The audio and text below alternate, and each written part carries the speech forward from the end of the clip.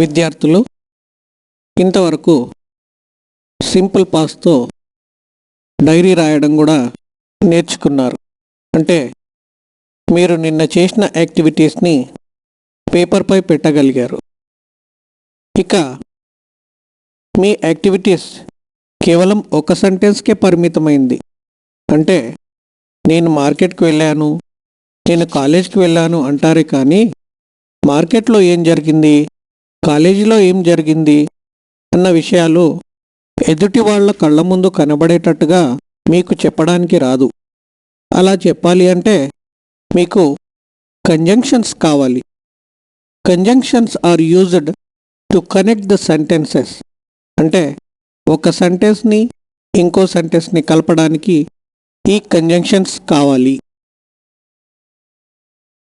కంజంక్షన్స్లో భాగంగా ముందు relative pronounce చూద్దాం.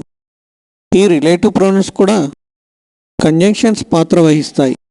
ఆ relative pronouns where, when, who, whom, which.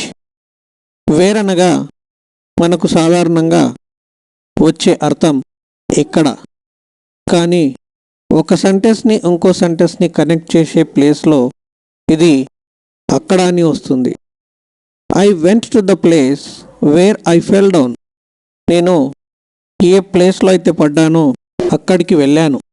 అలాగే వెన్ అంటే అప్పుడు, హూ అంటే అతను లేదా ఆమె, హూమ్ అంటే అతనిని లేదా ఆమెని, అతనికి లేదా ఆమెకి అని కూడా వాడచ్చు.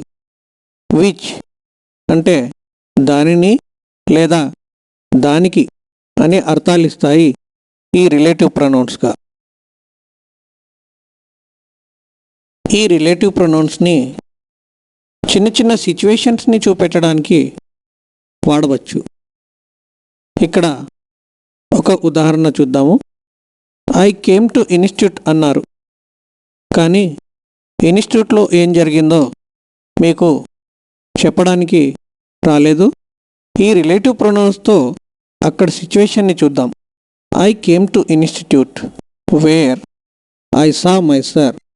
నేను ఇన్స్టిట్యూట్కి వచ్చాను, అక్కడ నేను మా సర్ని చూశాను.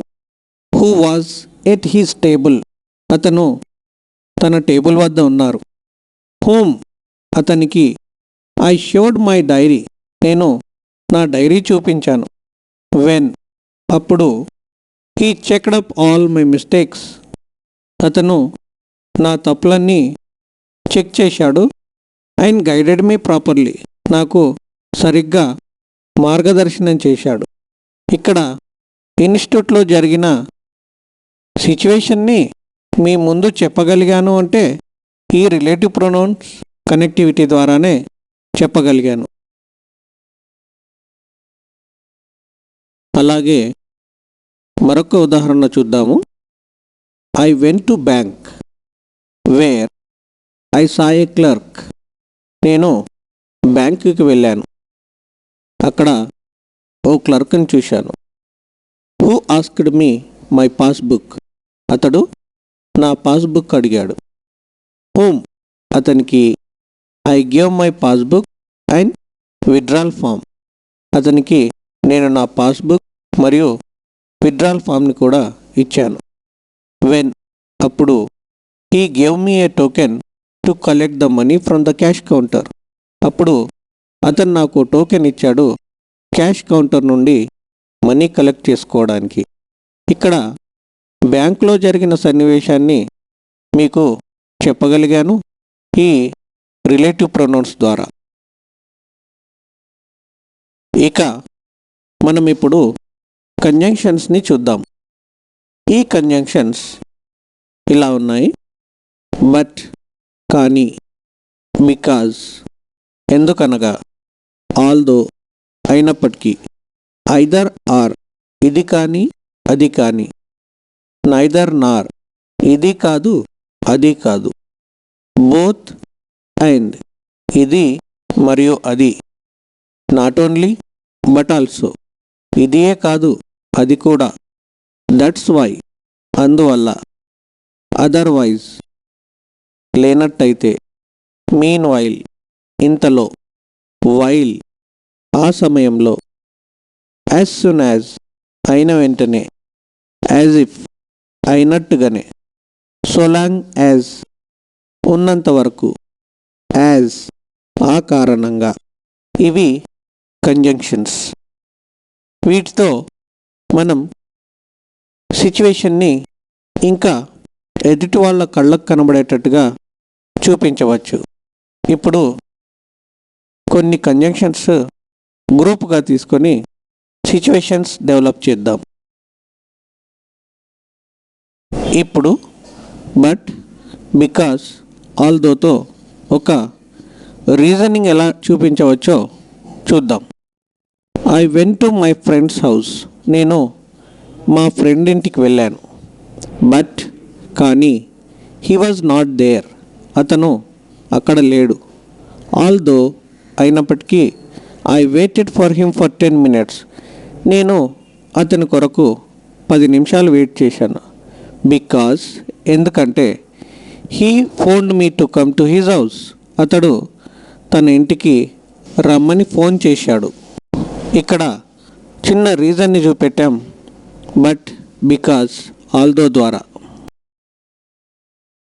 ఇప్పుడు మరో ఉదాహరణ చూద్దాము. I wanted to buy a wrist watch. నేను ఓ రిస్ట్ వాచ్ కొనాలని అనుకున్నాను. బికాస్ ఎందుకంటే, my sister asked me to present on her birthday.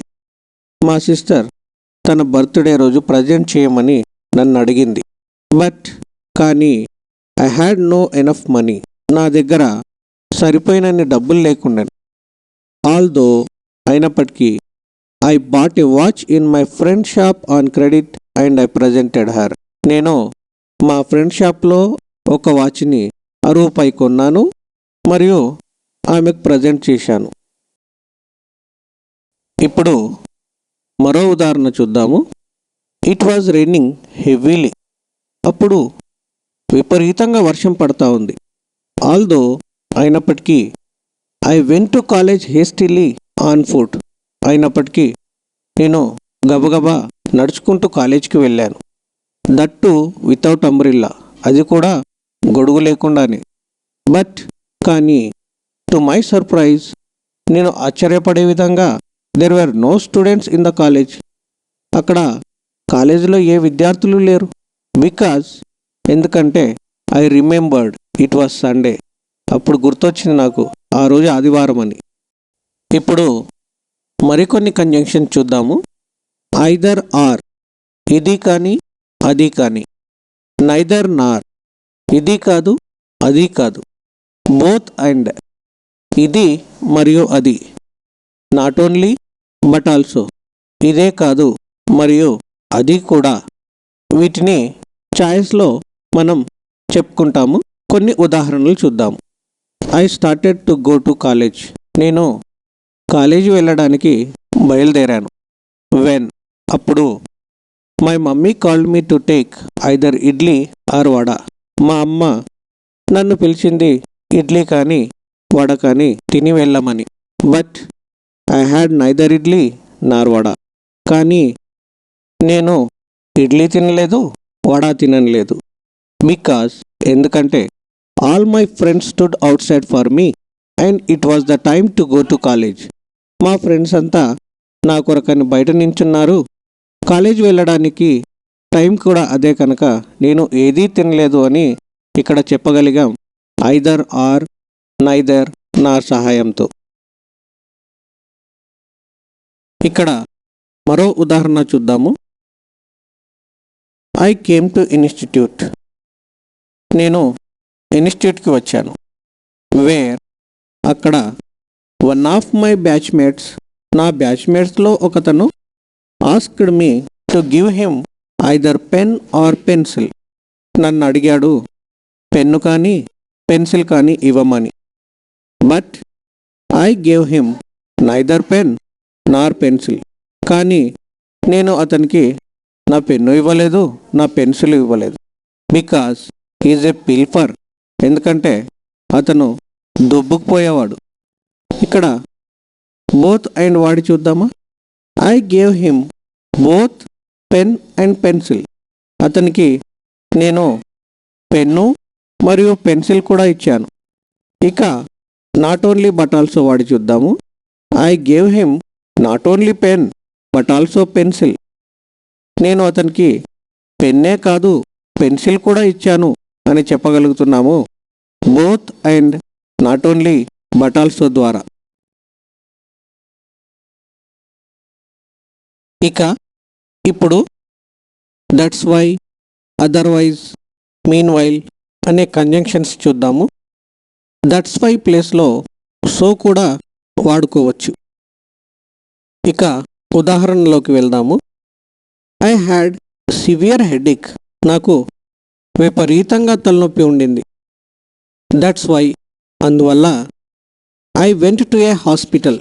నేను ఒక హాస్పిటల్ వెళ్ళాను. బట్, కానీ, the doctor was busy in the operation theatre. కానీ ఆ డాక్టర్ గారు ఆపరేషన్ థియేటర్లో బిజీగా ఉన్నారు. మీన్ వైల్, ఇంతలో a nurse came to me. ఓ నర్స్ నా దగ్గరికి వచ్చింది. Who gave me a small tablet for temporary relief. ఆమె నాకు చిన్న ట్యాబ్లెట్ ఇచ్చింది టెంపరరీ రిలీఫ్ కొరకు. అదర్వైజ్, లేనట్టయితే నేను అక్కడే చచ్చిపోయి ఉండేవాణ్ణి అని చెప్పాలి. మరి ఇక్కడ అలా చెప్పడానికి నేను వర్బుని ఎలా చూపెట్టను?